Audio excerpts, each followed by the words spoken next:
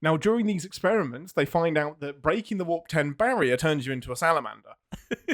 And I'm not really exaggerating.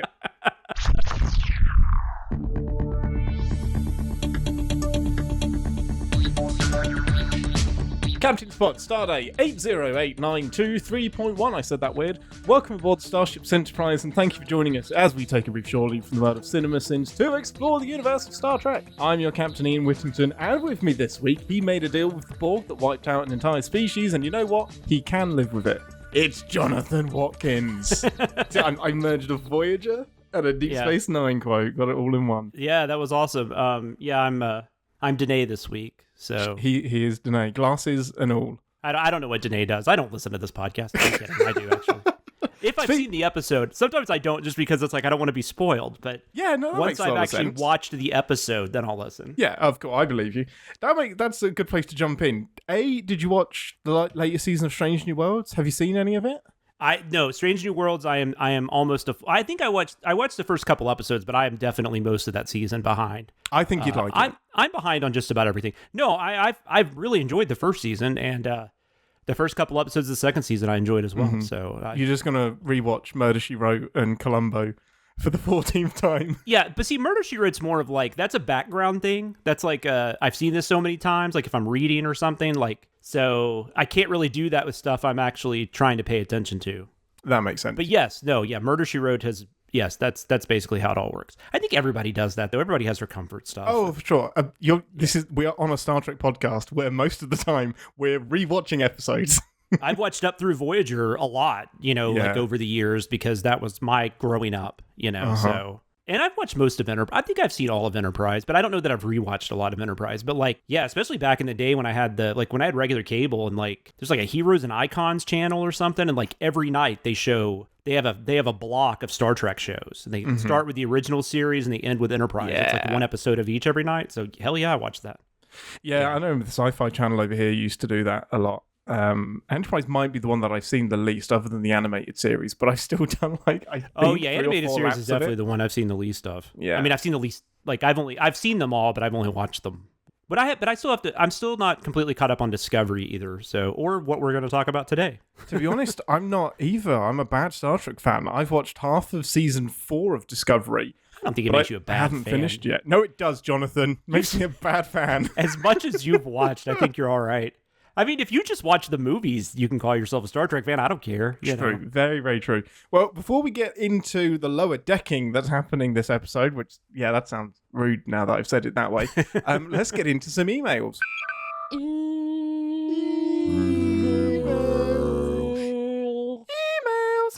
Okay, hailing frequencies open, everyone. It's time for us to read your emails from Discord, Twitter, and, email. We do have a few questions specifically for Jonathan from the Discord. First question from I Am Spartacus, the Eater of Pez on Discord. Question. Is it TNG's Miles O'Brien or is it DS9's Miles O'Brien? It's funny. I don't really care.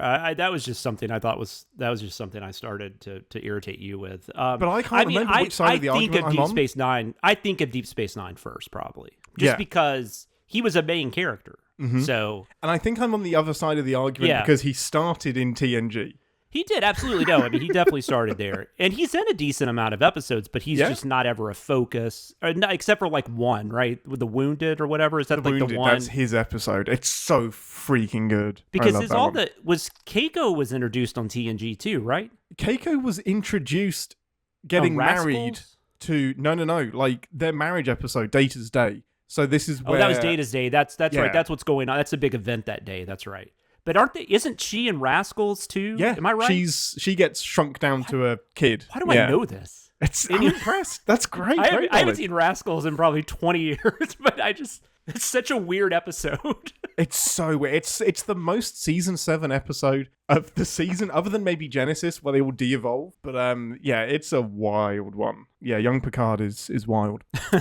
Next question. Darkest episode of Star Trek. And I think I know what you're gonna say. I mean, it's gotta be In the Pale Moonlight, right? Yeah, I think that would be pretty much everyone's answer. There's a lot of dark on DS9 though. I mean, if you were to say like darkest TNG, maybe Conspiracy? No. Darkest on TNG is probably Violations. Is that what that one's called? Oh my goodness. Troy's like getting like mind raped, basically. No, literally she is. Yeah, most of the crew is getting like psychically abused. Much like dark. She does in Nemesis, and Picard's like, hey, if you can handle getting raped a few more times, I'd really could use your help. Deanna. This is how do you mind? And Riku's just like, okay, let's go. So yeah, maybe Violations. I can't think of another one right now. There's probably Cause and Effect's really dark, and and then there's that one where it's like everybody keeps disappearing and it ends up just being Crusher. Oh, Remember Me. Yeah. I don't know if that's really dark, but it's eerie. Phantasms? Is that the one with Data? Phantasms is the one with Data, where he kills Marina, he kills Troy or he stabs Troy in one of his dreams or something. Yeah, he dreams about stabbing Troy and then actually stabs her in the chest with a knife. Yeah. And then there's that one with let's just name these. There's that one, is it Night Terrors, where she's trapped. There's some horror-esque episodes, I guess. Yeah, Night Terrors is pretty horror-based. I don't know about like Voyager, I'm sure I just can't think right now, but Year of Hell, maybe. I don't know. Year of Hell's pretty dark. Scorpion's pretty dark because that's where Janeway's making the deal. Oh, yeah, that's true because Janeway commits genocide. Multiple genocide.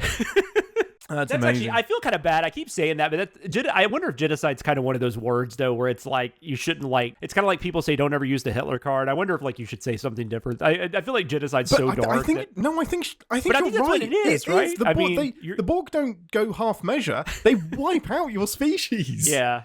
I guess I feel bad laughing after I say it, but it's if you've seen the episode, it's just insane. Yeah. Like what? And I don't know that she had a choice, but it's still one of those things. She had a choice. Her choice is to set that ship down, put it on a planet, make a life for yourself. You're not making that 80-year That's true. Yeah, they could have done that. That's true. Anyway. It's pretty wild. One last one from Flyboy, and this is really just Flyboy attacking you and us specifically. Cool. But he singled you out. That's fine. We love Flyboy. Tell Jonathan he and many others are wrong. The supposed Khan couldn't recognize Chekhov plot hole in The Wrath of Khan. True. Walter Koenig didn't join the cast until season 2, but it was never established in canon prior to Wrath of Khan whether Chekhov was first assigned to the Enterprise. He could have been a red shirt. Like he could have been there just hanging out. I get it. Like Barclay. Agree. Like Barclay was probably on the Enterprise for a couple years before we saw him. Yeah. No, however, I understand. That is not how the movie pitches it. That is not the impression the movie gives you. This is all about the movie giving us this strong impression that Chekhov was personally involved. It's not like it bothers me. Like that doesn't like take a star off the movie or anything. It's like that's like the least, like if that's your only problem, like that's an A+ right there, man. Yeah, you've done well. Wrath of Khan is still like always just amazes me because I don't even know if like Space Seed was one of the more popular episodes at that time. It's just wild that it's like if they had we did the Survivors, that episode I was on of this, and it's like if like a TNG movie had decided to pull that guy back and like use him as a villain, maybe we'd be talking about him now. It probably would have been better than Insurrection. Probably. Or like the girl from The Devil's Due, like they brought her back. Oh, that would be great. That's an excellent episode. I actually do enjoy that one. That's one people always shit on, and I'm like, no, I kind of like that one. We're going to be doing the Season 4, Episode 1 premiere of Lower Decks. Super excited for this. Lower Decks is, as much as like I love Strange New World Season 1, Lower Decks, I have so much confidence that it's going to be fun whenever I watch it. So Jonathan, what's your experience with Lower Decks? How much have you watched? I watched Season 1 when it was on. I'm pretty sure I watched every episode of Season 1. There's only like 10, right? So I'm pretty sure. Yeah, there's 10 episodes a season. And I really, really, really enjoyed it. And then I think in the second season, I watched the first couple episodes, and then I just got behind. And then it's just like everything else, just stuff starts piling up on top. Look, I will never, ever complain about my job as in like... So this might sound stupid to say this, but this is not a complaint. This is just the truth of it, is that after we are done with a day of 5 or 6 days a week where we're having to watch stuff for work, there's just sometimes at night, like I'm just like, I just want to read a book. Like I'm not like... For sure. Yeah. Or I'm going to go see a movie. So TV shows tend to take a backdrop. And then if my wife would actually watch the shows with me, that might make it easier, but she's such a binger, so I can't keep up with her. So, and she can't watch shows differently. Like she can't do it. You don't want to hold her back. Yeah. No. So I don't even try. So I remember we were talking about The Bear, and you were just like, "Oh yeah, my wife started that. She's finished."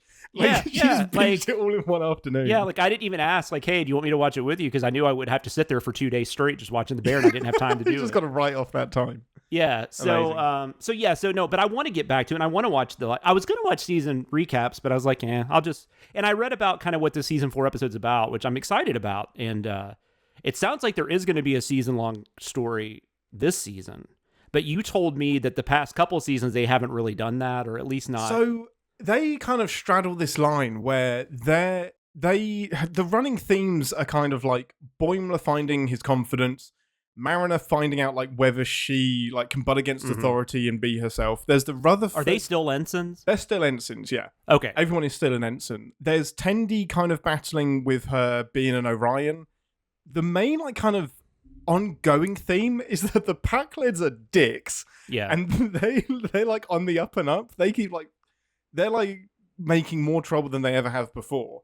And I guess it's that Rutherford, the guy that has like the eyepiece. Yeah. There's some AI program that's buried in his subconscious. That was the only ongoing theme from last season. Gotcha. And there is this like upsurge of evil AI. So there's Badgie, there's Peanut Hamper, the exocomp that's an evil AI. Oh, I do. I did listen to that episode too because you guys were talking about exocomps. I remember you did that's a crazy thing to bring back, by the way.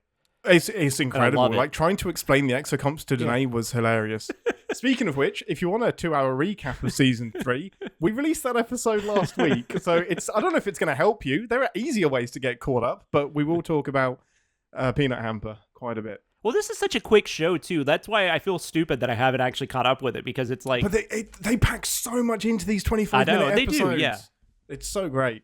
So the season premiere is possibly one of the cleverest episode titles I've seen, and it's Twovix, but spelled hilarious. Twovix, which is incredible. Before we get into it, Jonathan, give us one prediction based on the title about what you think is going to happen, and then one oddly specific event that you think is going to happen. I mean, I guess we're going to see Twovix. Or at least we probably won't see Twovix. Twovix is dead. We'll probably have a reference. I don't know. I just hope they. I hope they talk about Janeway murdering Twovix. I think that's guaranteed. I think that's pretty much guaranteed. No, I don't know. I don't really because like I don't know if there's anything they're continuing off the ending of the last season, but something specific. Something strangely specific. Danae's favorite one is somebody will drink tea in a chair. Yet to happen. Is it still the same crew and everything? Like it's the same captain? Same crew. Jerry O'Connell, he's the first officer. Mm-hmm. I remember that was the only thing about the first season. Sometimes I remember thinking like the only thing about this that I find weird is like how incompetent some of the. He's the worst. He's a lot of the senior staff. I mean, they're just not. Yeah. They're just ridiculous. Not good at their jobs. Yeah. Which I guess is why they have that ship versus. It kind of Cerritos is like a smaller ship, right? It's not. It's like the sea level class of ships. Yeah, like I remember, like they would go off and do like more sillier missions and stuff. Yeah, exactly. Yeah. So I don't know. Somebody will sit in a chair and drink tea. We're gonna continue Danae's specific predictions. I love it. Well, last season didn't end on a cliffhanger, but I think the thread that they'll pick up is that Peanut Hamper, the exocomp, is off floating in space and has bumped into Badgie the Com Badge, which is the evil, like kind of Microsoft paperclip AI program that appeared, I think, in season 1. That sounds really familiar, so I'm almost positive I've seen this. So he has survived inside Rutherford's eyepiece, which got jettisoned into space. He was the holodeck thing. This did happen in season 1. Yeah, the holodeck helper. Yes. So he's now met up with Peanut Hamper in space, and Jeffrey Combs we think is out there as an evil AI, although he's currently locked up. So it seems like they're gonna pick up that thread. I love Jeffrey Combs. My goodness, he's so great. I think that's who knows? Who knows what they're going to pick up this episode? But that's basically where we ended. But he's not voicing a character he's already played. No, okay. He's not. He's coming. He's back as a fresh character. He's an evil AI. He was Weyoun, but then he was also on Enterprise, right? He was an Andorian. Oh, he was an Andorian Shran. Yeah, in Enterprise, and he was also Brunt Ferengi, debt collector, basically. But I mean, I know him. I know him mostly. Well, I mean, when I first saw him was like watching horror movies in the 80s. I shouldn't have been watching when I was that young, but Reanimator. He's awesome. Amazing. He's awesome. Okay, with that, let's head over to 10 Forward, and we will catch up with you all after we've watched the episode. 2 to beam out.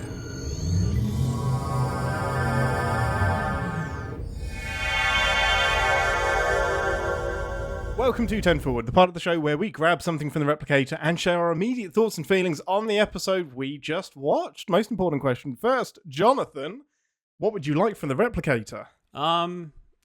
I think my answer is always Diet Dr. Pepper. Still gonna have a Diet Dr. Pepper. I don't know, man. I mean, Diet Pepsi. Let's be crazy. Nice. You want some Pepsi?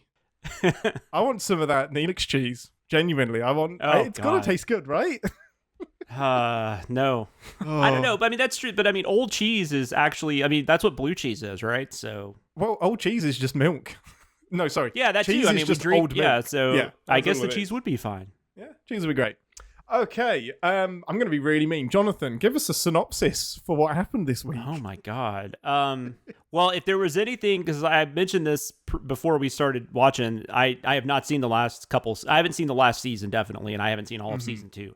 But so if there's anything that's continuing off of that, I don't know. You said the Vulcan character was brand new? She was new last season, I think. She's just like she's kind of like O'Brien. She pops in every now and again. Yeah, she was the only one. She was the only one I didn't know. But yeah, so explain the episode. So they, the Cerritos has been commissioned. They're the Voyager, the USS Voyager, is going to be put in the Starfleet Museum or whatever it's going to be put on display. In San Francisco or wherever that is. And so the Cerritos gets kind of, they have to go on there and like get everything in order and get it cleaned up and make sure it gets there and all that stuff. But when they get there, all this stuff starts happening and it's basically callbacks for 20 minutes to previous Voyager episodes and not even like popular Voyager episodes. Deep cuts. I mean, yeah, because I mean, I guess the worm thing people kind of know about. Like a lot of people know about that, but like the macrocosmos, that's like I forgot that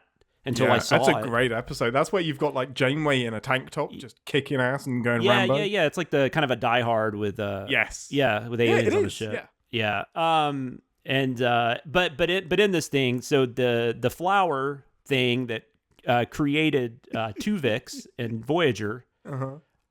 Somehow is still there. They still have this flower, and then one of the Leafs like goes onto the transporter accidentally, and I do not remember the character names. It's the doctor who looks like she's like a tiger or something. Yeah, so Dr. Ta'ana and Chief Engineer Billups becomes Ta'Illips.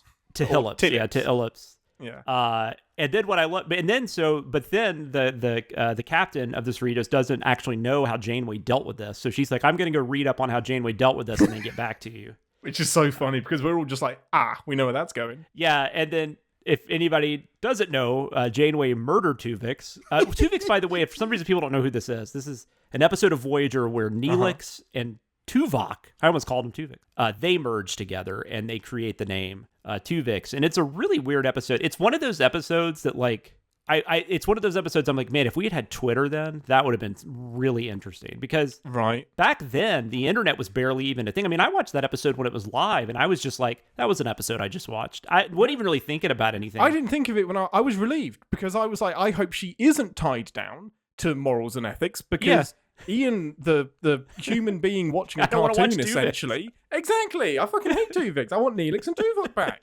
What you were Kess in that episode? Yes. Like I want my boyfriend back. But yeah. So they merge, and then so she finds out that Janeway killed him, and so she doesn't want to do that. But what is it? Ta'Illips? Is that what he's going by? Yeah. They are going by. They think they're still going to get killed, so they decide to make more Twovix. And so a lot of people get combined, including the captain and whatnot. And then also there's just other stuff going on. The what is it? The macrocosmos. They somehow merge with Borg. They get assimilated. They get assimilated. So they're going all over the ship.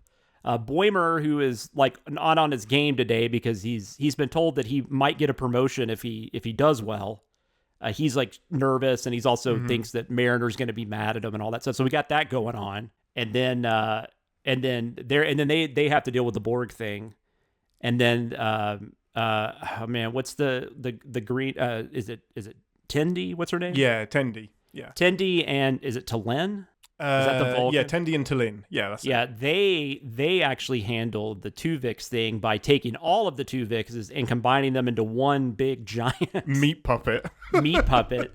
And then they figure out a way to split the personalities. I mean, I guess they still technically kill them. I mean, I don't know. It's like, such there's a no gray way line. to do this without killing them. It's this mass. It's kind of clever. Like, this mass of meat doesn't really have a consciousness, so it's okay to kill it. And it's where we draw the line. It's not like if they had done Tulip, because the thing is, Tulips is really excited to be them. Like, they love it. Like, they're stoked on life. Yeah.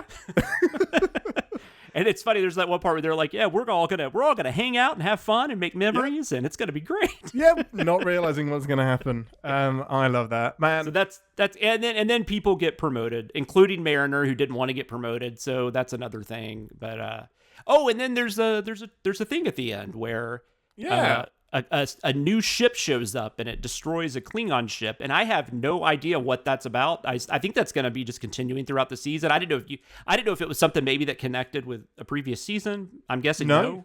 I'm guessing cool. That my instinct is that it's Peanut Hamper and Badgie the Comm Badge in the gap between seasons have either taken a ship, built a ship. I would be stunned if it wasn't them and they're trying to build an army. They said they read one life form on the vessel, and then I don't know what that. Yeah, that's a good point. And then actually. it destroys the life form Klingon would ship, be. and then it's like dun dun dun. Dum dum dum. And I don't know, like that seemed kind of dark for this show. What I've seen of this show, but I don't know. I mean, it's kind of on brand for Star Trek because it's what happens at the beginning of the motion picture. It's like, if you need some cannon fodder, send in some Klingon ships because A, you get to show off some Klingons, B, you get to show off some Klingon ship, and C, no one gives a shit. Like, they're just going to get blown up and it doesn't matter. But yeah, pretty dark. And on top of that, we forgot to mention, too, on top of the macrocosmos, you get former holodeck things like a slurry Chaotica, and that clown from that god-awful episode. I think it's called The Thaw. Yeah, it's and I couldn't remember who Michael something. I know that was something to do with Janeway, but I couldn't remember. So that's Fairhaven. So they open up the holodeck like 24 hours a day, and they create this Irish village filled with terrible Irish accents. Oh yeah. And it's kind of like a pub that everybody can go to. And Janeway falls in love with Michael Sullivan, but he has a wife, so she deletes his wife, and that's kind of where that "I miss my wife" thing comes from. Oh, I gotcha. No, I do kind of remember this now. That's crazy. Like, it's a holodeck character, Janeway. Janeway rewrites his program and deletes his wife. She makes him smarter as well, because they start talking about books, and he says, "I'm not much for reading." She reprograms him, and he comes back reading poetry and shit. I was like, Janeway, you pervert. Yeah, that was weird. Yeah, like that's also, by the way, that's like the one sin of Voyager, like a big sin, is that they let them go to the holodeck so much. Like that would be such an energy sucker, and like they don't have insane. They don't have like really easy ways to like replenish. Like by the time you get to season 6, they don't care. They're just blowing up shuttles. They're firing torpedoes. They just decided we're not going to worry about the energy thing, despite having a ton of interesting kind of like avenues that you can go to. Voyager's just like, it's more fun to keep the holodeck on 24 hours a day. And even like the replicator, I remember like early in the first season, I don't mean to get off on Voyager, but this show is about Voyager. This episode is about Voyager. But they're really like stingent about the like about the food. Like they don't want to get stuff out of replicators that often, which actually makes a lot of sense. Yeah. But then they don't, like after that first season, I don't think they even, I mean, I think Neelix is still cooking because obviously the cheese thing. He's still cooking, but they're just like, you know what? It's fine. But they're using the replicator. Like, I'd rather use the replicator than eat Neelix's food. Yeah. So it's, I don't know. It's amazing. Interesting. It's like, and then like, I don't know. I just thought that was crazy about the holodeck. It's like, why are you using the holodeck so much? Like, this makes no sense. None at all. Well, overall thoughts and feelings. Did you have fun with the episode, especially coming into it with no kind of like season 3 knowledge? Did you have a good time? Yeah, no, I did. I mean, I love the callbacks and stuff. I mean, that's fun for me. I watched all of Voyager, and Voyager is probably the one series I actually watched from start to finish, like while it was on. Like Deep Space Nine, I think I started like in season 2, so it wasn't that far off. And Next Generation, I don't know that I watched every week, but I was watching it from the beginning. And then eventually they started showing reruns in syndication, so I caught it. I know by like season 5 I was watching every week, but Voyager, like, I never stopped. Like, it was from 95, I was in college, and then 2001 I was in my first marriage. My first marriage was almost over, actually. But I kept watching Voyager, damn it. Hell yeah. Committed. So I have love for it. I mean, I know it's not the best, but I think now it has a better reputation, mostly because I think a lot of the kids that grew up on it have gotten older and they're talking about it because that was their Star Trek. I mean, you kind of grew up on it, right? That was yours, wasn't it? Voyager was the first one that I got to watch live as it was happening. Yeah. Because I remember the season finale was, I think, 2000 or 2001. So I watched it was all of season 7 as it happened. So Voyager has always got that special, this was my first live Star Trek that I got to watch. And honestly, I love it. I love that it's had a resurgence in the last few years. A lot of people kind of see it as the silly Star Trek. And that's what I love about it, to be honest. You've got this great comparison of DS9, super duper dark, Voyager, dark, but kind of silly as well, and then TNG bang in the middle. Like, there's a reason that era of Star Trek is so fucking good. Well, Voyager didn't realize how dark it was at times. I don't think. Right? I think it was accidental. Yeah. Yeah, but no, and I like the biggest complaint about Voyager is it just became another Next Generation. And it kind of did. Yeah. And with its premise, it should have been something very different. It's interesting that DS9 became serialized when Voyager is right there. That's if you listen, like I've listened to like some podcasts that have talked about that. Is it Ira Stephen Bear? Is that what? Ira Stephen Bear, yeah. Yeah, he did not give a shit. No. I'm amazed he didn't get fired. Berman fought him constantly and did not want serialization. And he would be like, okay, cool. And then he would go do a serial, he would make something. Because, I mean, the last, 10 episodes of Deep Space Nine are, all together, right? Basically, or last 8 or 9. Yeah. There's a 10-episode run, which is just the Dominion War. The Year of Hell was supposed to be an entire season of Voyager. And they had everything mapped out. They had it ready to go. It sounded awesome. And then Berman was just like, no. Because I think at the time, too, Deep Space Nine, it kept losing. It did lose a lot of viewers by the end of the series. Because I do think at that time, it was a little ahead of its time. Because now that's what all the Star Trek series do for the most part. I mean, Strange New Worlds, even though it's episode to episode, it still has stuff going on in the background. It still has some of that, yeah. Like with the Gorn stuff, you're still going to end up being a little bit confused, perhaps. But it's still not as much as Deep Space Nine. But even so, those Deep Space Nine episodes still work on their own. Oh, they do.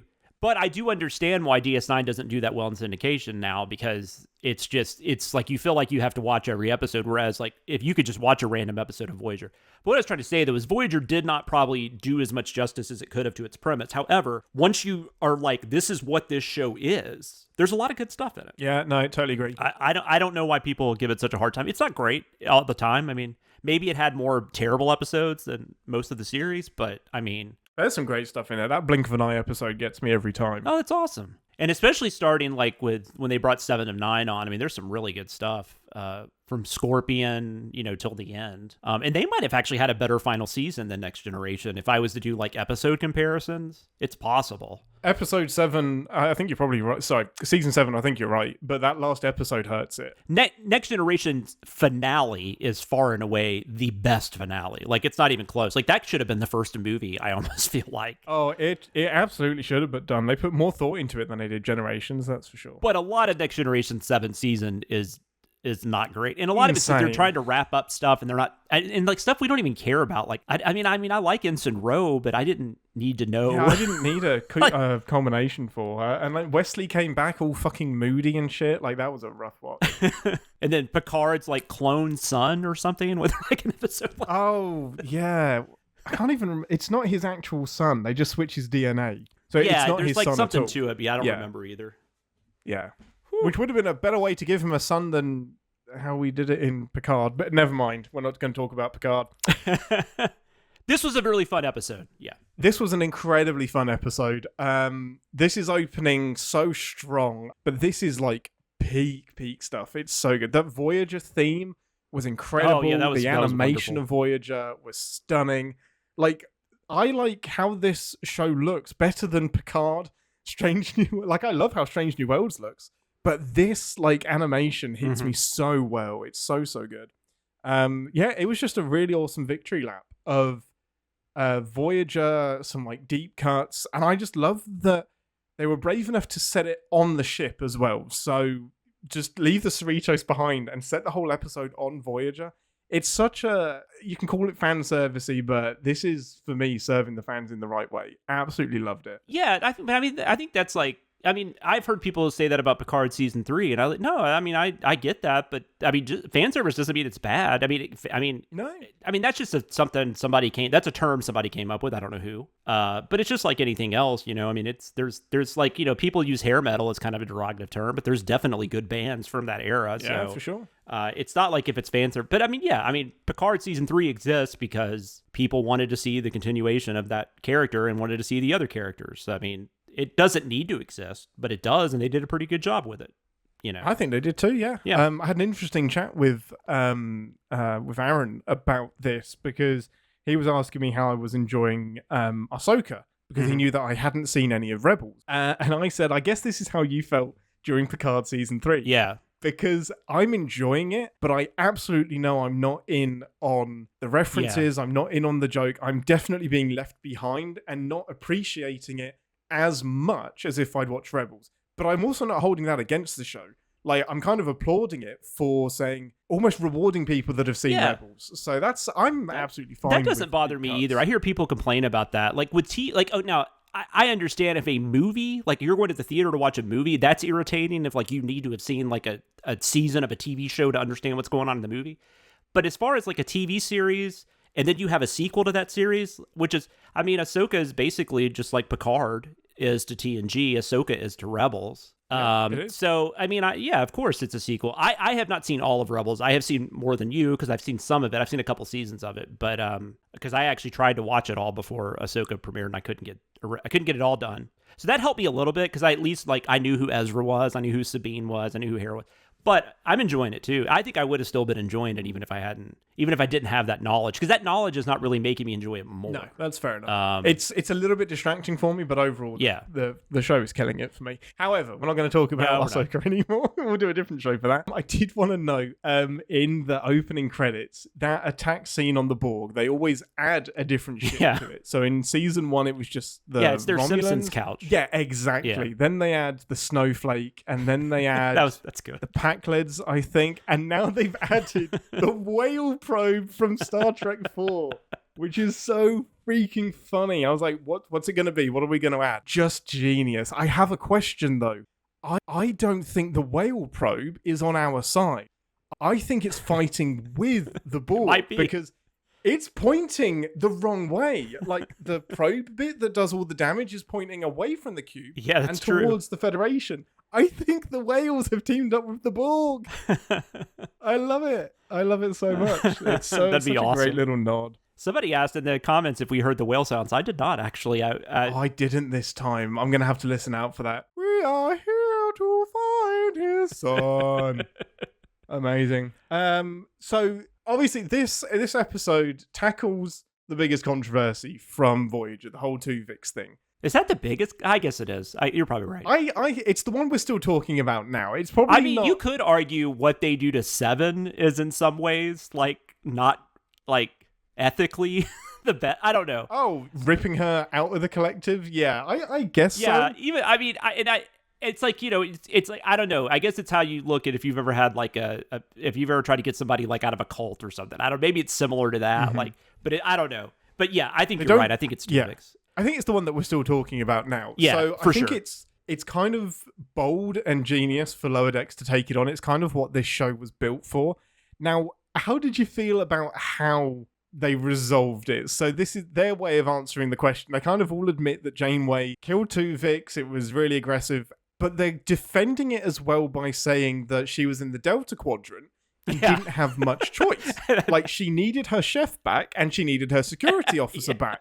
How do you feel about that? That's their defense. I mean, I think I took that more as we can go to Starfleet, we can go to Starfleet Academy or we can go somewhere, and somebody else can kind of research this. But at the end of the day, there's no way to do it without killing the individual. I mean, there's just no way. I mean, you got to make a choice, haven't you? Yeah. I mean, I guess the only other option is to kill all three. I mean, I don't know. I don't see how that's different. But I also thought, I mean, I think this is the perfect type of show to continue this story in, though. I don't think you could do this on Picard. I don't think they could have done a Twovix episode. I don't think that would have worked. No, not seriously. Not when your actual solution is to just accidentally put all of the doubles together by doing that, I mean, that's just ridiculous and silly. So obviously that had to be. Although oddly enough, I mean, it made me actually think though of like the first season of oh my god, Discovery. They're using that creature. The tardigrade. They've just got it in a box, and they're just using it to just navigate. This big blob thing. So that's immediately what I thought of. Yeah, that's so funny. Totally different concepts and totally different ideas, but I just thought that was funny. But yeah, so I think you had to do it on this. I mean, it's not ethical, but they make it funny, I guess. I do think it's it's a very Rick and Morty way to get out of the problem. Is we're not actually going to make the ethical choice. We're going to make the problem so fucking ridiculous that we have no option now but to kill it. And then even how she separates them is so silly. She's like, oh, I know their personalities really well, so I can figure this out. I kind of it's silly. It's so dumb. But it's that clever thing about how like the Vulcans do this really logical approach. And that subplot of T'Lin, I think. T'Lin? Yeah, it needs the element that the Vulcans are missing is that personal element that a ship full of Vulcans probably wouldn't have solved this problem because maybe they don't care about the personality differences so much. I thought it was a really, really interesting way to kind of end up resolving the episode. Well, and you could only do that in an animated setting, or like a comedy setting, obviously. So, I mean, I like that they took like the lower decks approach because there is some fan service in this. But it still it still feels like a Lower Decks episode. It's not like it's it's like, what if the Lower Decks crew had to deal with the people on Voyager? You know, it's kind of like that type of thing. Mm-hmm. So I was kind of surprised that we didn't get the EMH come back. I kind of thought maybe... Oh, yeah, I was thinking... Because they said something about it. Yeah, because we didn't get any actual Voyager cameos in this, which is interesting choice, isn't it? Yeah, because Jade... I mean, I assume most of them are still around. Well, I mean, Admiral Janeway, we know is still around because she's in Prodigy. They said something about Tuvok, though. I don't know if they were trying to say Tuvok had died, but Tuvok was in season 3 of Picard, so... Yeah, no, Tuvok didn't die. He's definitely in Picard. Yeah, for sure. And then I guess Neelix is still out in he stayed, so I guess he stayed in the Delta Quadrant. But we know like 7. So as far as we know, all those people are still alive. So yeah, they could have easily had like, Paris could have been on the ship or, Yeah. And I do wonder if it's because you've got 7 of 9 that's obviously in Picard. Maybe they're trying not to overlap between series too much. But it's weird considering Prodigy and Picard are now basically done. You'd think it would free up those actors a bit, but yeah, it would have been cool to see like the Doctor, like if they had to actually, like if maybe they activated the Doctor to try to find out more about what. Oh my goodness! But I don't know if that's still incredible. Maybe that's not a program that's still on the ship. I don't know. Well, no, I almost guarantee that he's got his mobile emitter and he's elsewhere. But yeah, I thought it was interesting that it was kind of brave that we didn't have a single cameo. Like the ship is the biggest cameo that we have, and that's the biggest character. And then the Easter eggs, basically. Yeah, and the Easter eggs. I mean, technically, we had the clown, and we had Chaotica. Goodness. It's kind of wild. Like, they take a stab at the holodecks as well, because the holodeck just kind of starts generating everything, and says, like, safety protocols set to random. And it's just like this nod that, the safety protocols never fucking work. Because you have to turn them off in order for the holodeck to be a threat. There's so much in there. I know you guys have talked about this when you've talked about episodes that involve the holodeck, but it's so crazy. Like the whole, like, I made a person smarter than Data. Like, that's possible. You could just like, why do you need Data? You could just go on the holodeck and create all these people. And now we have mobile emitters and stuff, so they can just walk around and, It's the most complicated question. The sentience of holograms. Voyager dips into it a little bit, but not much. But it is insane that you can just create life by walking into that room, slap a mobile emitter on them now, and say make it smarter than Data, and you have a living being. Like, I mean, fucking insane. Yeah, somebody like snuck on the ship and just created like a big villain or something. I mean, that could happen. Apparently, make someone smarter than Stephen Hawking and as evil as Hitler. Like, I mean, I guess do that. We haven't really gotten like a live action series taking place post. I mean, other than Picard. So, but Picard didn't really go into like what was going on in Starfleet. So, like, we haven't seen like a lot of ships and stuff. So, I mean, I wonder if they have things in place, because if they outlawed cybernetics or whatever, maybe they did some stuff with the holodecks too. I don't know. Yeah, I mean, that doesn't happen until after Nemesis, so that'll be like a couple of years after this.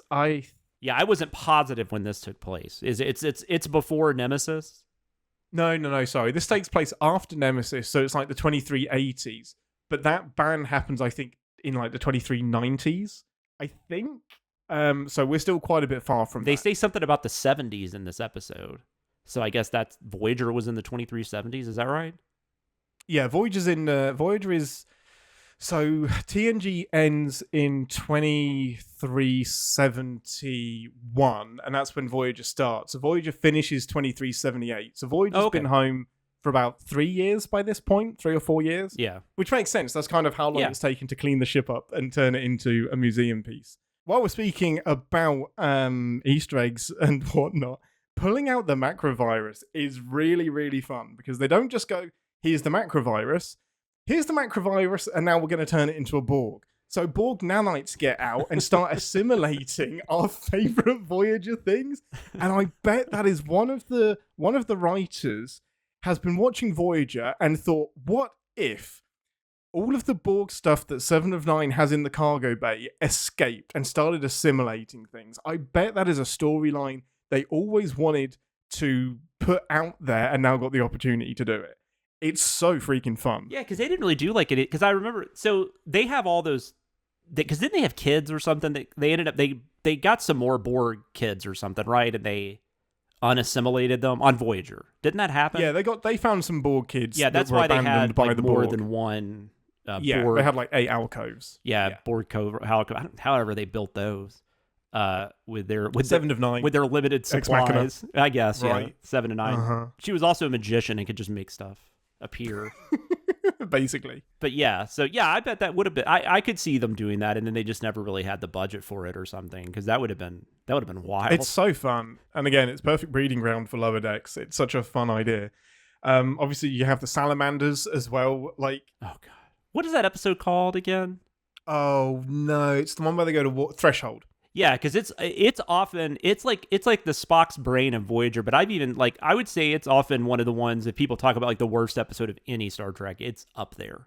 It's really up there. And for those of you that haven't seen it, the premise is in an attempt to get back home quicker, they think that they can break the warp 10 barrier. Now, for Voyager and Voyager alone, going at warp 10 apparently means that you're in every point of the galaxy and universe at every point of time, whenever you want. And if you can navigate that, they could pop back up on Earth and just appear there. Now, during these experiments, they find out that breaking the warp 10 barrier turns you into a salamander. And I'm not really exaggerating. Like, it creates some genetic defects, and Tom starts evolving, de-evolving, whatever, and it basically turns into a salamander. Halfway through this transformation, he kidnaps Janeway, puts her on a shuttle, they go off somewhere, Voyager finds them on a planet as 2 salamanders that have had babies. They bring the salamanders home, they reverse everything, nobody speaks of it again.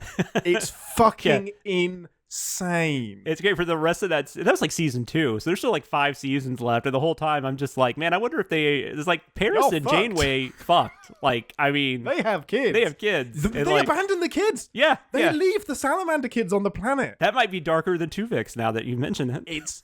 It's wild. That would have been great if they had brought him. They had like a little like turtle, like aquarium, little terrarium. There you go. Little Paris and little Janeway. What's wild is that for this episode, I'm kind of amazed that Janeway and Tom didn't get a chance to veto this, because I would imagine for any of the exhibits, they would have the option to veto anything that was too personal. I think this one is up there. We're going to make animatronic versions of you two as salamanders. Like, it's absolutely wild. Yeah, you're gonna make B'Elanna have to live through that too. Right? Assuming they're still married, they might be divorced. That wouldn't shock me. I would imagine they were. Yeah. It's just incredible. I am still stunned that something that happened. I love that Lower Decks referenced it, but it's so. Oh, and it was so funny. It's just you just see it. Did you just see it that one shot though, where it's like it's just creeping in the background? Did we see it again after that? I don't remember. Yeah, so I don't think we see. Oh yeah, no, we see it after that on the bridge. Oh, that's right. That's right. Rutherford takes the or nanite off of it. But yeah, they're just walking around just like happy as salamanders. Yeah, I was very confused, which maybe this is more when we talk about Sunny, but I was very confused about like, why would you still have some of this stuff? And that's another thing. Like, why would that even exist? Great sin. Yeah, I've actually got a few sins for this episode. No, I was going to say, if there's a negative, I mean, and it's not a negative yet, but like, we don't know. That was a really cool ending, but we could at the end of this season be like, well, that was stupid, because we don't know where that's going. Yes, is that going to taint an episode that's really, really fun? Because that's the problem with doing. Like, I know for a fact, Aaron will have hated that because it has nothing to do with the episode itself. Yeah, it's just setting up. It's really a post-credits thing that doesn't make any sense. Now, what I would love is if each episode has one of these stingers, and then you put them all 10 back to back, and it makes sense as an episode on its own. Now, that would be fucking cool. That would be interesting. And, I mean, that Star would be Trek... excellent. Other than Deep Space Nine, and even Deep Space Nine, I would argue some of that war stuff became less interesting as it went on. Season 7 is not perfect by any means of Deep Space Nine. There's definitely some stuff in there. But Star Trek's not great, even when they do continuity, like we've discovered with the newer series, like especially Discovery. This is why they had to put Discovery in the future, because it fucked everything up so much. So, like, you are making a mess of this era. Get to the future. I mean, Enterprise did the good thing where it did, like, that last season, it would have, like, 3-episode arcs and stuff. Like, that was fine, but, like, trying to do much beyond that. Like, Voyager did this a few times, and it didn't work out. They did that whole thing where, like, Paris was secretly... being like they were having him act like an asshole. Do you remember that? Oh, it was so confusing. And then they were hoping that what was her name? B'Elanna? No, the one that like ended up being a Cardassian and she left. Oh, Seska. Yeah, so like they thought if they could make him like they thought that Seska would be monitoring what was going on, and then do you remember this? Oh, I remember. And then he would be a spy, basically, which they shouldn't have even had the Kazon, shouldn't have even still anywhere near them at that point. Should have abandoned. Like, they should be so far past Kazon space, like just discount Klingons. Anyways. But so crazy. So I'm a little iffy whenever they decide, hey, we're going to do a season-long arc. I don't know. That is exactly. I don't know if it's going to be good. That's a really good example of how the continuity stuff does not work in syndication, because the Tom Paris being a dick stuff is actually really subtle. It's almost like they wrote him to be a dick, didn't like it, and had to retcon it, and then after the fact made the Tom Paris is a spy storyline. It's really distracting. I'm sorry to get off on this. Did you know that character was actually supposed to be his character from is it First Duty? Is that the... yeah, originally, but they didn't have the rights to that character. Oh, is that what it was? I didn't remember what it was, but they were just going to... So the person that wrote the character, what's his... Robert Duncan McNeil? Yeah, the character that he plays the actor, in the TNG episode, him. Whoever wrote that character wasn't working for Paramount anymore, and somehow he still had the rights to that character in that episode. It's such a weird little loophole. So they would have had to pay him, so it was a lot easier just to make it. A lot cheaper, even if you have to pay $100 for it. It was confusing because I had seen that episode a bunch, so when I first started watching Voyager, it was weird that he just wasn't that guy, because it was like the same person. And it would have been a great transition, because Nick does go to jail. Like, Nick does go to prison, so it would have made so much sense. But there you go. Rights are weird. I'm being informed by the chat it may be a residuals thing as well. Like, if you keep using that character, you would have to pay that right to residuals. That makes more sense. Yeah, it probably was. Yeah, it's like the guy that, like, there's that random guy that in the 80s somehow got some rights to Batman, and like I think even to this day he gets paid, like every time, or his family gets paid every time there's Batman's used. It's a state. And like since then, I think that's one of the incidents where since then studios have been a little more like, we've got to get control of this IP in a different way. Yeah, because back then people didn't know what was going to happen with all this IP, and some people were just randomly buying up stuff. You know, they were just like, "Oh, sure." Well, I mean, Marvel was selling itself off left, right, and center in the late 90s. Like, they were close to bankrupt. Sony got offered the entire catalog for a really reasonable amount of money, but they were like, "No, we just want Spider-Man." Nah, we'll just take Spider-Man and all the associated villains. That's basically all we want. That's so funny. I did have some. Sorry, I got a really good chuckle. It's so dumb. It's how, like, Sullivan, the Irish hologram, is just walking around the ship doing his own thing, and he's in stellar photography. Yeah. But he's wiping down the console as if he's in a bar. I love how this hologram is just reverting to what he knows best, That is which is funny. cleaning a bar top. I did catch that. That was So hilarious. great. And he's like, no, I missed my wife. That's so great. So at the end of the episode, we get a round of promotions. Mm-hmm. So Boimler is distracted throughout the episode. Now, I figured it was going to be because he was worried he was going to screw up because he wanted the promotion. But the actual distraction he's dealing with is that he doesn't think he's worthy of the promotion. Now, Mariner talks him out of this, and he comes to the rescue. But we do end up with everyone other than Rutherford getting promoted to lieutenant. And he ends up kind of saving everybody. Yeah, I think that's going to come into play. Like, Rutherford getting slighted, I think that's going to have to come into play. He does make a comment, though, that he also caused part of the problem. So it's like, even if, I guess he was saying, even if I helped solve it, I was responsible. But I don't really know how he was responsible. But, I mean, that's fine. Yeah, I think he's rationalizing it in his head because he's a good guy. He doesn't want to, like, poop on their parade. So I bet he's kind of eaten up inside. Yeah, that's probably going to come up later. I wouldn't be surprised. I know you haven't, like, seen every single episode, but they're still lower deckers. But do you think it's smart to promote them and see some progress, or is it funnier to leave them as ensigns? That's a possible negative too. That might be something we look back on in a few episodes and be like, oh, that was dumb. Yeah. I don't know. I never, like, in my mind though, like I know who the captain is, but like I don't really think about like, oh man, you should live in my brain. Yeah, no, I obsessed about it. I was just look, I have things I'm obsessed with too. I mean, everybody's got their Star Trek thing that's into Star Trek, but like that's just never been, like, I can't keep up with that. That TNG episode, one of the best episodes of the seventh season, one of the best episodes of the series was Lower Decks, and which I'm sure you guys have talked about. And that was really the first time I even thought about, like, oh yeah, they've got people that just like clean up, literally like, clean them they've themselves. got people that like, you know, clean the rubbing holodeck. the carbon filters. Yeah. I mean, and it's like up until that point though, which was why I love that episode. Like that wasn't even something that like was in my head because you didn't see these people that often. Yeah, for sure. You know, I knew they had like people that reported to Worf and people that reported to Geordi and all that kind of stuff. But like, I just never really thought about it in that, you know, people have to clean the holodeck. Which there was this like running gag in TNG about the performance reviews because Riker and Troy would always do the performance reviews.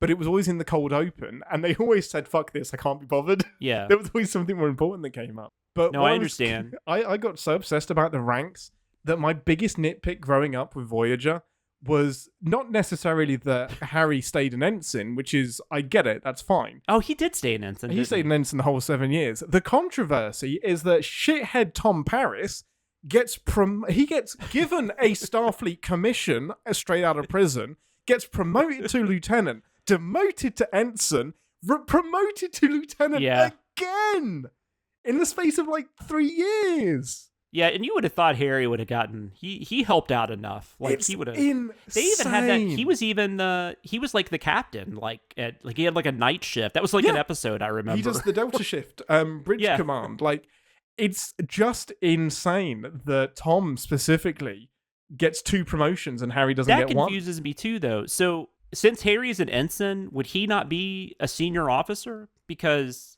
no, you can be. So depending on how you graduate from the academy, so everybody's an ensign, but he graduates top of his class. He's on the fast track to being bridge crew. Okay. So yeah, you don't have to be a lieutenant or a commander to be on the bridge. You can be an ensign. Oh, I knew you could be an ensign to be on the bridge, but I just didn't know if that because he was in the meetings too and stuff. Sorry, you can be part of the senior crew. Yeah.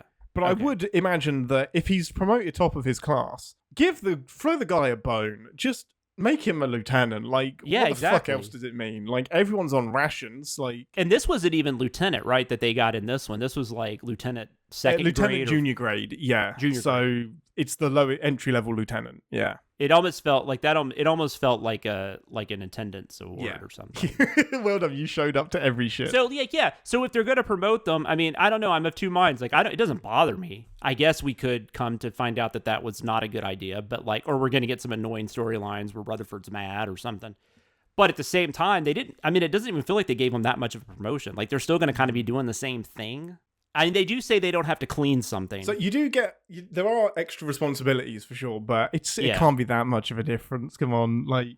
But I mean, obviously they're not going to up them all the way to like, I understand they're not just going to become a full-fledged lieutenant, but I mean, I don't know. It didn't really bother me either way. I didn't think much about it. Personally, I think it's really smart because by the time you get to year 4, you are kind of like, I wonder why they aren't progressing. Like, this is their ambition. No, it is. They're not terrible at their jobs. It's like, I always thought it was really dumb that you would have a show centered around a high school where your main characters would be the kids. Because if you go past 4 seasons, this doesn't make any fucking sense anymore. Especially with the way that kids grow Stranger Things. Well, not only that, but like after 4 years, you're done with high school. So, I mean, it's like if you're doing a season a year, I mean, you can't like, that's why I was like. Unless you do it in bulk and then release them, but nobody's doing that. Nobody's paying to do that. So it's kind of like that. Like eventually you have to move people up or it just doesn't make any sense anymore. It like in TNG, for instance, like I know they did keep addressing Riker not taking promotions, but that almost made it more irritating because it was just like... by the time you get to season 7, I think it's 3 times that it happened, and you're just like, okay, you're on the flagship, whoop-TD. Well, I would think if anything, that would almost be a negative at some point, and they would be like, okay, well, you're not going to be on the Enterprise anymore then. Yeah, exactly. You're holding up someone else's progression to the flagship. Yeah, so... That's amazing. But yeah, I think it's a good idea from a storytelling standpoint. I just don't know what they're going to do with it. I guess would be my only like negative, maybe. Yeah, honestly, it didn't bug me. I really like it. It puts to bed the how long can they be ensigns thing. They're still lower deckers. Like you still have lieutenants down there. So yeah, it didn't bother me at all. I like it. Yeah. Okay, with that, any more closing thoughts before we do some sins? No, like it was, like I said, it was just a really fun episode. Yeah, it had an absolute blast with the episode. Strong open. It put the biggest smile on my face, and you can't ask for much more than that. With that, let's head over to engineering for some sins. Battle stations, everyone. Warning. Warp core collapse in 10 seconds. This is the part of the show where we remind ourselves that no TV show is without sin, even our beloved Star Trek.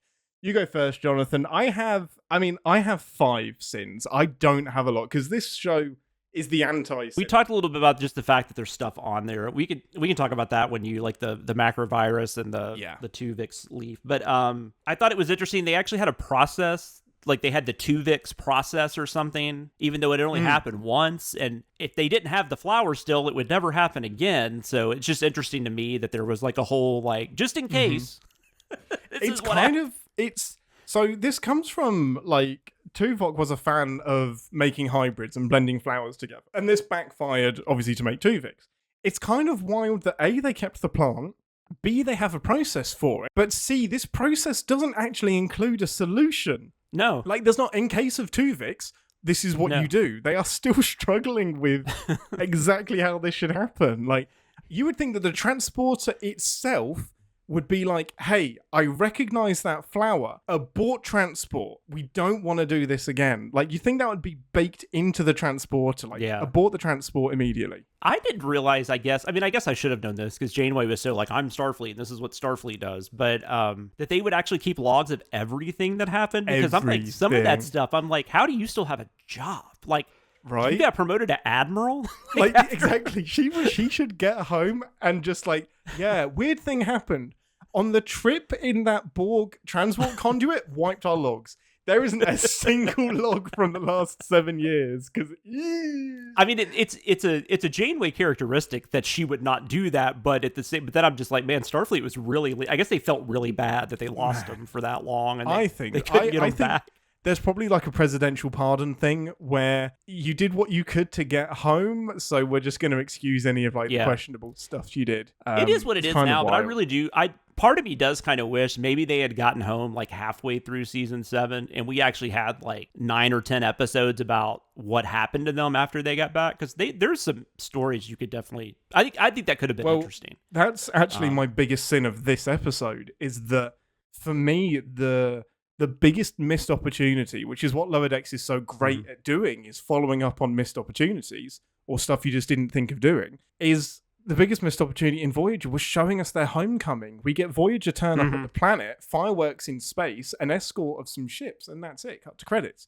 This would have been, and I bet they probably didn't quote-unquote have permission to do it, but if you had a way to show us some of that, like Lower Decks is a great place to do it, to show them returning home, readjusting, like give us some of those stories.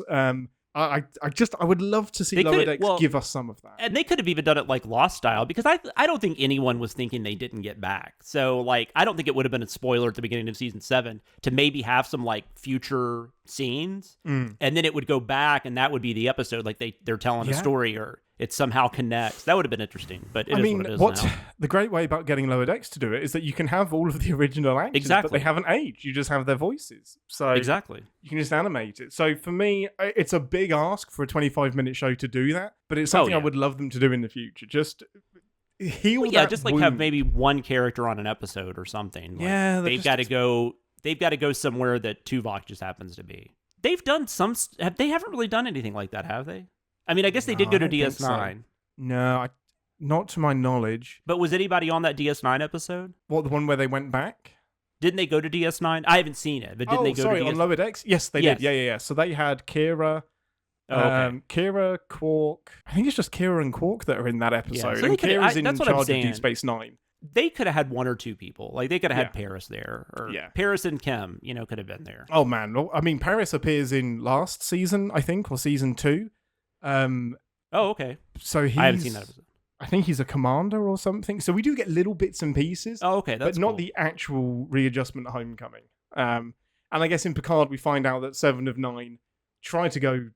She got a commission and then she left Starfleet and now has come back. But I'm sure she would not have been treated well. No, that would have been. At least not at first. There's an entire series that we could have in there of how she was treated. And I mean, and it's kind of one of those things where like we know 7 of 9, but at the same time, like it is like you had an entire species. This isn't like a race of people. Like this is just a species that like all they do is kill. Like every single one of them. It's not like some are good, some are bad. I mean, they kind of tried to do that with Iborg and stuff, but you like that's one of those cases where like I don't even know that you're like being racist at that point. You're just kind of like I don't trust because you are an entire species that kills. So and you have one doctrine which is just to assimilate everybody. Yeah. So if you're offended by assimilation, you're not going to like these people.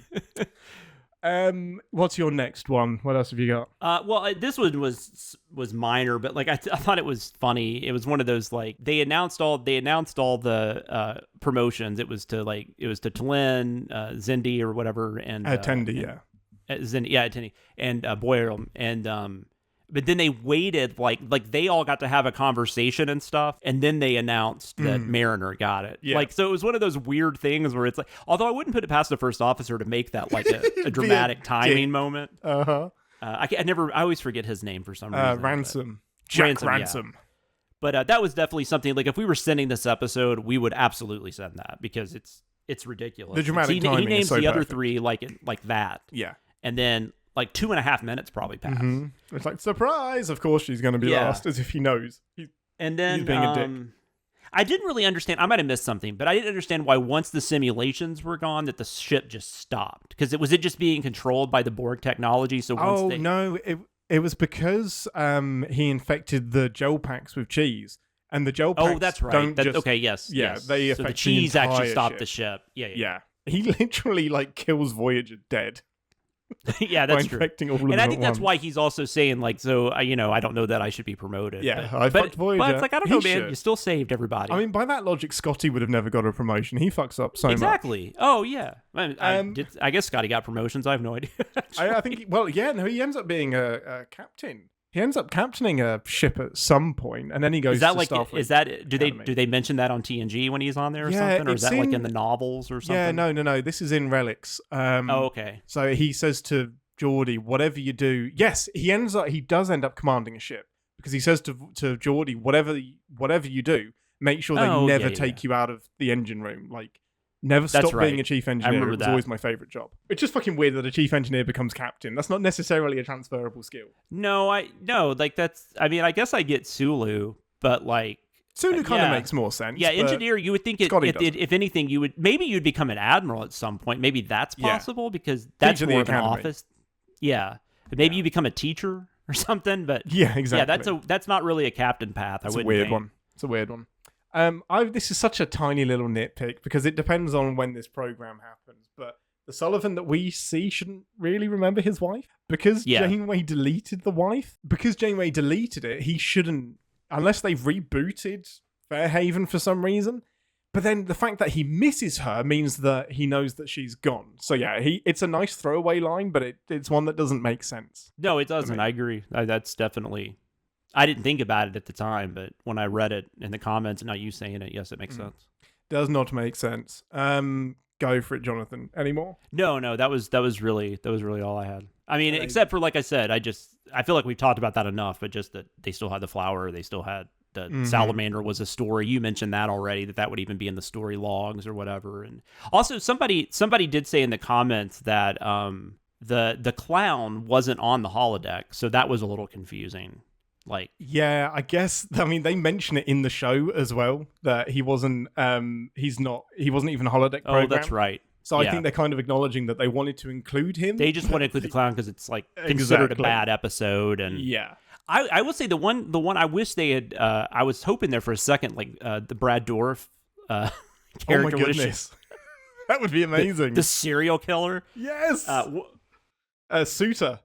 Yeah, that's a great episode. They kind of ruined that though when they had him try to save the day in Basics, but he ends up like sacrificing himself. But because they did kind of have to kill him, because I was kind of curious, like, kill him off, because it's like, how do you keep that guy on the ship? You've got some interesting stuff, like having a prisoner for the entire voyage home. You're sentencing them to 80 years in prison. Like, that's pretty messed up. But but he was a killer.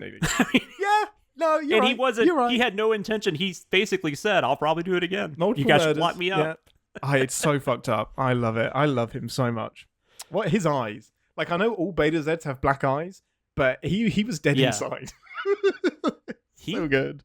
Brad Dourif is. I mean, he's had a career. I mean, God, he's the voice of Chucky, which is super iconic. But he's still like, he's just not a name I think people come up with all the time. So a little underrated in my opinion, because he's awesome. No, I agree. He's great.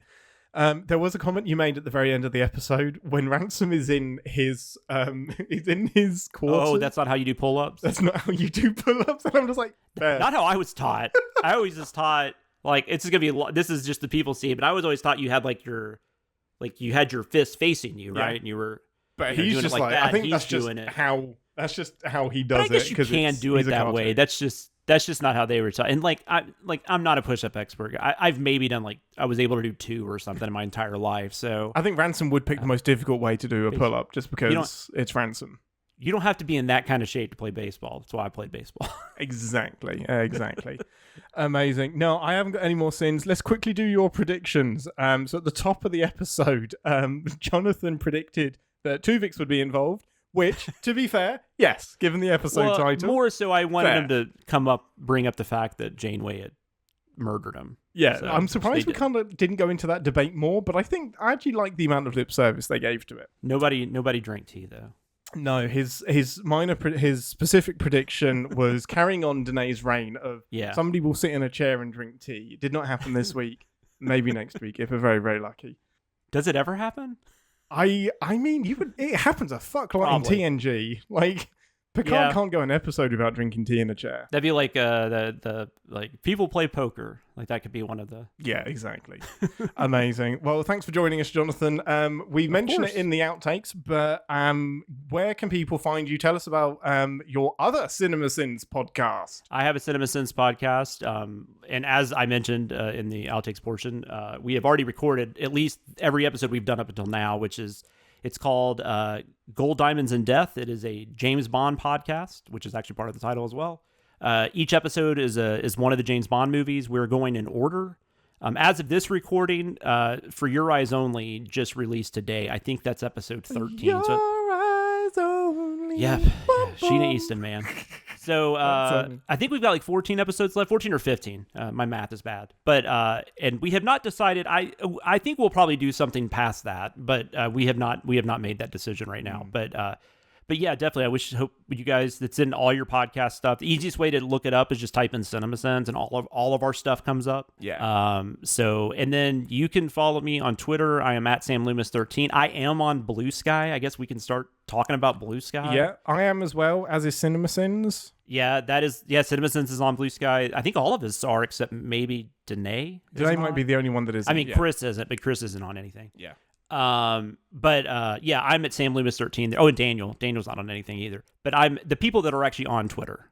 Yes, we are all, and I'm under my same name. I'm Sam Lewis 13 there too. I don't know what Ian. You're the same thing too, right? Yeah, I'm at Wits End. Yeah, I think just decided to keep it the same. I think we're all the same. All the SIFPOP people are on there too. If we're allowed to mention SIFPOP, they started following me. So you are forbidden from mentioning SIFPOP. You cannot mention any other non-CinemaSins product. But yeah, we got a crew over there, so come join us if you're on Blue Sky. Yeah.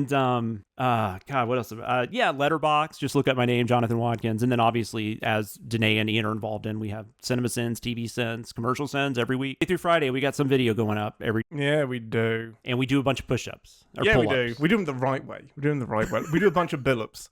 I wonder who could do the most pull-ups in our. I'm gonna go with Daniel. Daniel, actually, you might be right with Danae. I love that we both thought that each other was right. I don't know. I'm going with Daniel. One of them, I think. Yeah, I think so. It's definitely not me. I mean, Aaron maybe, just because you're going to have to put the bar up a lot higher. So Aaron and Chris could technically just kind of stand and do it. That's true. I think Aaron does the most exercising of any of us as well. Gold, Diamonds, and Death is a lot of fun. Super duper fun. You get to hear Chris Atkinson and Jeremy Scott, Chris Atkinson and Jonathan talk about Bond. Yeah, if you don't like it, maybe after episode 27, something will change. You never know. But, we're going to dub out Jonathan's voice and put Jeremy in instead. That's fine. Thanks for joining us, Jonathan. You're the best. Yeah, absolutely. Anytime. Next week, it will be myself and Danae. We'll be back. We'll be doing episode 2 of Lower Decks. You guys are the best. See you next week. Live long and Podsper. Thanks for listening. Want to connect with the show? Our hailing frequencies are always open through captainspod@cinemasins.com.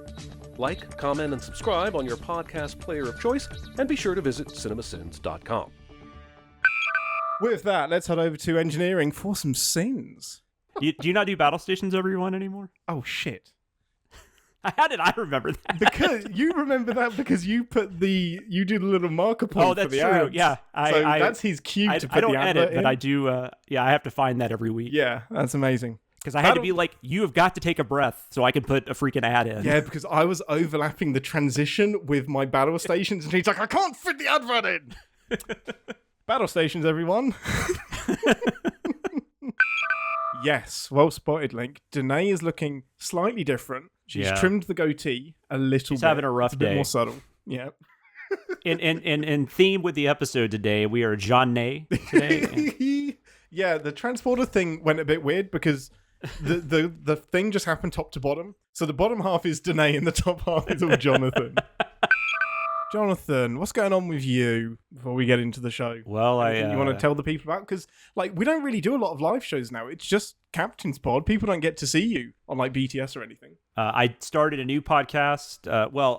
All the episodes have been recorded, but it just started getting released about 12 weeks ago. It's called Gold, Diamonds, and Death, a James Bond podcast, where Chris Atkinson and I are not going live, but you can still hear us talk about every Bond movie. I think the one that dropped today is, I should actually, For Your Eyes Only. I always forget that title for some reason. So that's quite fitting, actually, For Your Eyes Only. We just got into the 80s. So, nice. But yeah. So if you want to check that out, that's available everywhere. You can find podcasts. If you just type in CinemaSins, it'll pop up.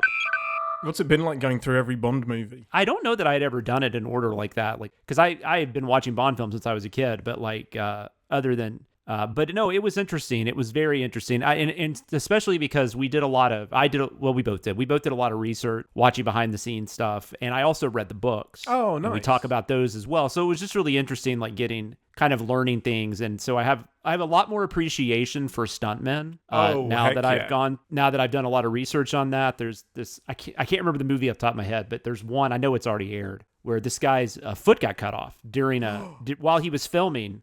Oh, and he just kept on going. It's just... No, he didn't. Yeah, it's like the 60s, man. They didn't have rules. I mean, I'm sure the people around him were like, we might need to stop, but he was like, no, I'm good. He pulled a Dr. Gordon from Saw. He just kept going. Exactly. Paulie's got a quick question. What's the most Trek-like Bond movie? Oh, I mean... Actually, it's interesting because in the Moonraker episodes already aired, going into Moonraker... I thought it was interesting because that's the one that everybody talks about was made because of Star Wars. Like that's what they went that direction. Interesting. But there's not that much like space in Moonraker. It's really odd. Like there's almost as much space in a couple of the other movies where they actually had stuff going on with satellites and stuff. But I will say Moonraker does have people fighting in space. Like literally they're in astronaut uniforms with guns. It's just insane. It's incredible. It's really it's so bizarre. I don't know why I like the firefighter scene, but I like how he comes out of it. Like he just looks. Oh, because it's brutal. Like it's. Well, but I'm saying, but him coming out of the house is kind of creepy. That's the closest. Really cool. Like there's a scary image in that series, and I love the dude with the saw and we did this in the Sins video where it was like. It was like we like quoted him talking like, I finally get to use the saw. Shit. Or something like that. Like when he gets killed. Because he just revs that thing up. He's like happy. He's like, yes, let's go. Oh, fuck. I mean, I hate that my friends died, but I get to use the saw. As much as the Saw films have their issues, Here's What You Didn't Know music is so it's amazing. Fucking good. Yeah, Hello Zep. Hello Zep. And there's a playlist one of my favorite where pieces. It's so good. They have like the theme from each one. And some of them have like different names. So there's like Hello Zep, and then there's Hello Eric, because that's the second movie. But by the end, it's just Hello Zep 7, Hello Zep 8, Hello Zep 9. Like Halloween movies always had the Halloween theme, but it's, they'll throw something in there. And it's usually the only contribution that John Carpenter has to Halloween movies is he will tweak the theme a little bit. After the third one, he wasn't involved in any other capacity, I don't think. And then, except for like created by or something like that. And then he did come back. Yeah, exactly. He did the score and stuff. Him and his son did the score for the last three, but it's basically the Halloween score. I mean, it's not that different. It's not a huge amount of. I mean, the second one. I mean, Halloween. The score for Halloween Kills is better than anything else in the movie. I agree. No, that's true. It's insane. That soundtrack is actually really, really solid. Flyboy says, "I just want to get this out of the way. Yes, Janeway killed Twovix to save Twovix and Neelix. Why was Tuvix's right to life any more sacrosanct than theirs?" I don't know that there's a right answer there. I'm not saying that she's like evil, but it's just it's super dark. Like it is super dark. So it's just a dark plot point. I kind of dig that they did that from a storytelling standpoint. The problem is there's not like really. There's never anything like after that. They don't even like mention it again. That's the key. Yeah. Objectively, you are swapping two lives for one, even though you are actively making it. Like, you could argue that leaving Twovix as he isn't an active choice to kill someone. It's passive. But killing him to save Twovix and Neelix is an active choice. Logically, that's fine. It's the way that Janeway does it. Janeway boulders in there, basically says, fuck you to the Doctor, energize it. Oh, she almost does it so quickly so that she can't think about it. Like, she short circuits herself and just says, before I overthink this, I'm just going to kill him and bring them back. And you're right. They just never address it again. That's the dilemma. And it's because this might not be the intention, but the way it's edited and the way the scenes go by each other, it feels like she's doing that just because Kes is crying and wants her boyfriend back. It kind of feels that way. Yeah, but so that's also kind of... I mean, I don't mind that scene with Kes. That's not a bad thing because it's interesting to see how she thinks about this. But I don't know. It's just. But then they have to wrap everything up because it's 45 minutes. They wait until the last 60 seconds to sort this shit out as well. And then it just ends. And I think that's even towards the end of the season, season 2 maybe. It's kind of it's really wild, just the whole way they handle it. This got answered, I think, by Nick Jagged. Link said, question, why does Lynn's rank look different? I think it's basically she's on loan. Like, she's not officially a commissioned officer. I think she's a non-com. So their rank, like the Marquis, O'Brien, their ranks look different. I think the idea is they haven't gone through Starfleet Academy.